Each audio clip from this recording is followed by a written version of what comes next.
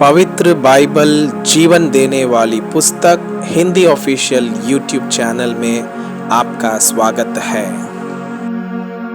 हमारे वीडियो प्रतिदिन प्राप्त करने के लिए कृपया हमारे चैनल को सब्सक्राइब करें और नोटिफिकेशन आइकॉन भी दबाएं। आज का पवित्र बाइबल पाठ पहला शामुएल के पुस्तक अध्याय 5। वाचा का संदूक फलिस्तियों के देश में। फलिस्तियों ने परमेश्वर का संदूक एबनेजर से उठाकर अशदोद में पहुंचा दिया। फिर फिलिस्तियों ने परमेश्वर के संदूक को उठाकर दागोन के मंदिर में पहुंचाकर दागोन के पास रख दिया।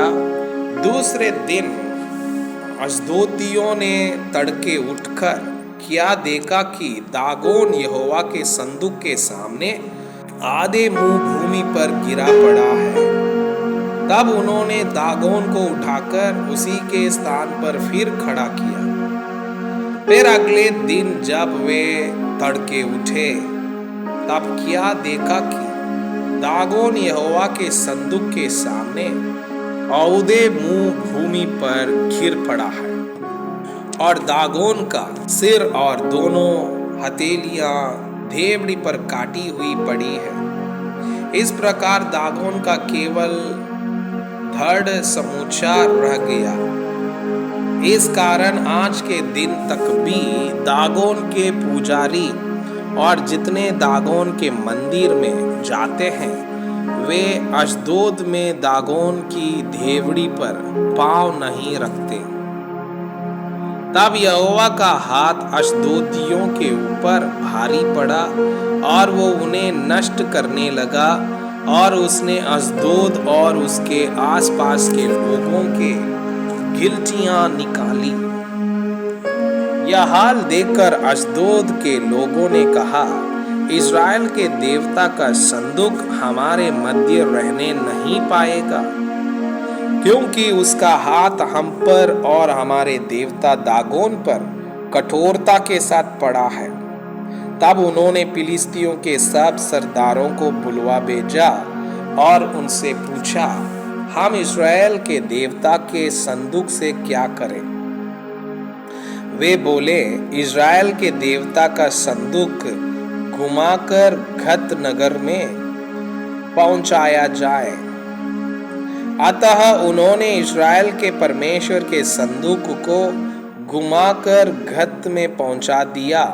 जब वे उसको घुमाकर वहां पहुंचते तो यूं हुआ कि यहोवा का हाथ उस नगर के विरुद्ध ऐसा उठा कि उसमें अत्यंत बड़ी हलचल मच गई और उसने छोटे से बड़े तक उस नगरों के सब लोगों को मारा और उनके गिलटियां निकलने लगी।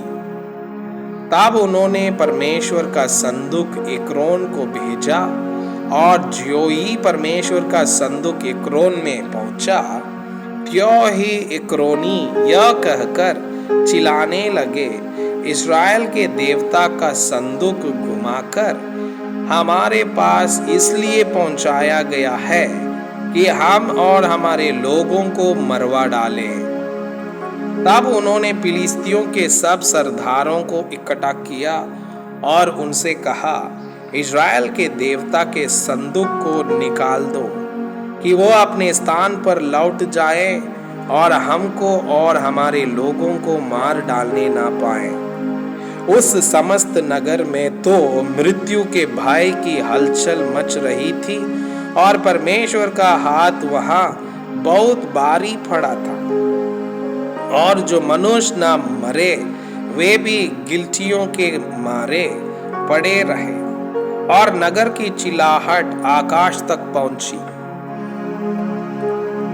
मैं आपसे यह अनुरोध करता हूं कि कृपया आज का बाइबल पाठ को अध्ययन करें और जिन वचनों के द्वारा आप प्रभावित हुए उसे अपने कॉपी में लिखें और आज दिन भर इस वचनों को अपने जीवन में अभ्यास करें।